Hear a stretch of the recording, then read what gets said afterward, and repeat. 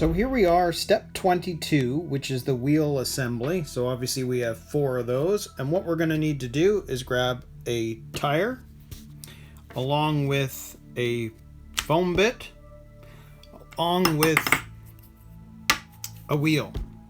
So we're going to put those 3 things together, and ultimately you will have this, because I've put the other 3 together, but I'm just going to show you how to put these 3 together as well.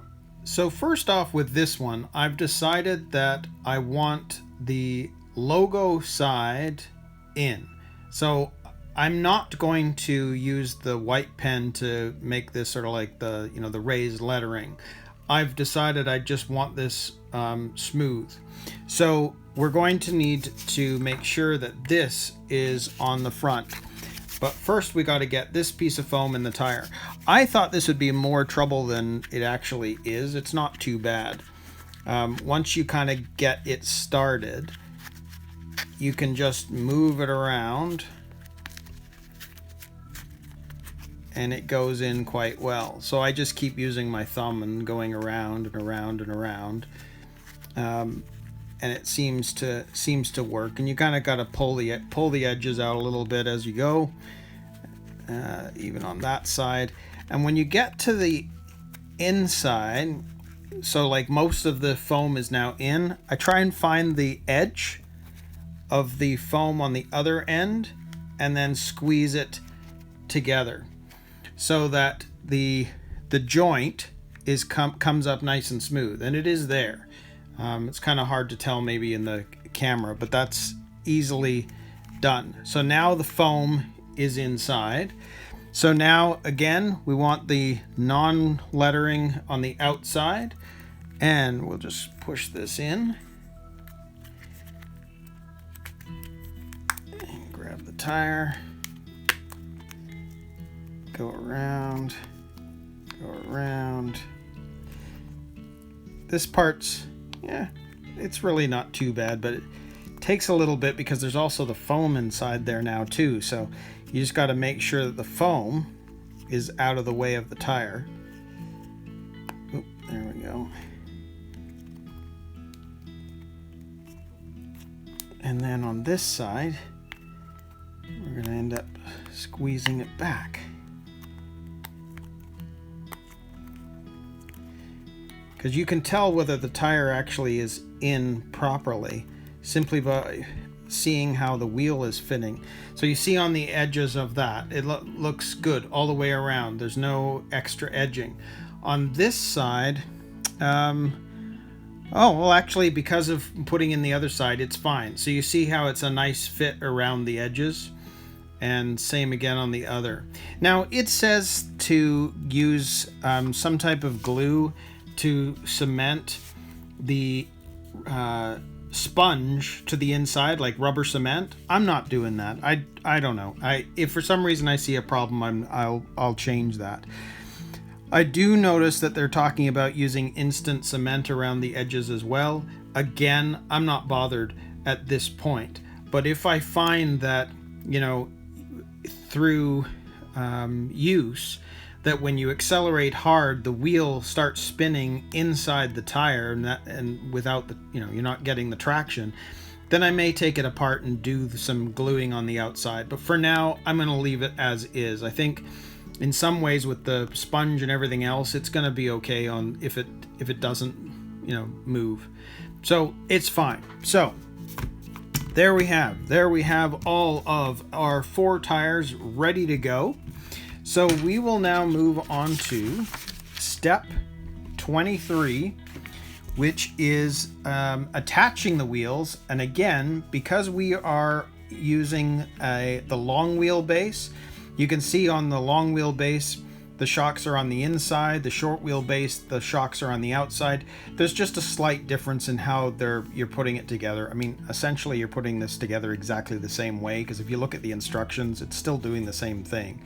But whatever, is what it is. I guess they just want to make sure you're looking at the right diagram. So I'll pull all the pieces together and then we'll attach the wheels to the chassis. So for step 23, attaching the wheels, there's our nuts, the pins, and of course I'm replacing the plastic bearings with the ball bearings. You'll also notice that it shows putting the grease on. I'm not doing that because with the ball bearings, I just don't think that's necessary. So I won't be putting the grease on there. And of course you can see there's the 2 pins for the rear axle. And again, they're showing the grease, but that's because of the plastic bearing. So I'm not going to be doing that either. So let's just go and move on to installing them to the chassis. Okay, so what we need to do first is we put in one of the bearings.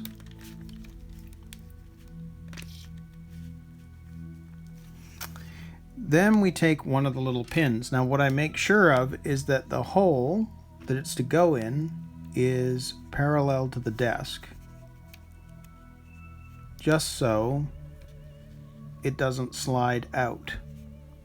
That makes it easier. And then we put on one of the caps. Make sure it fits.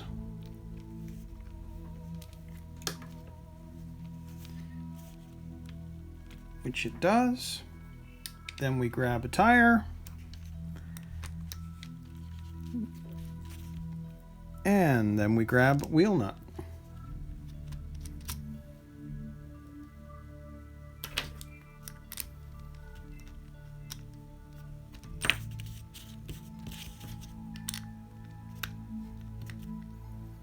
Pretty straightforward.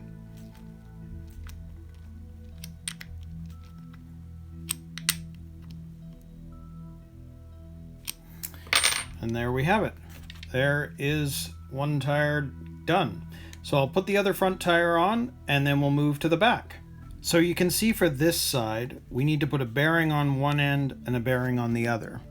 So we're going to just put that in there and we're going to grab one of the other ones and put it in that side, which is interesting because to some extent, I'm not totally sure why they don't have you do that to begin with, because it's harder to put the bearing in from that side.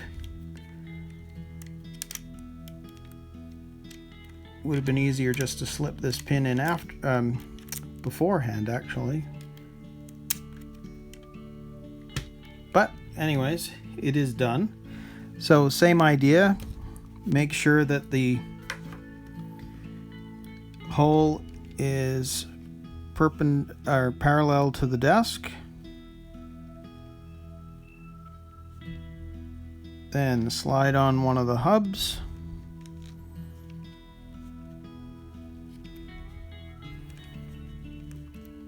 And then grab a tire. And grab a nut.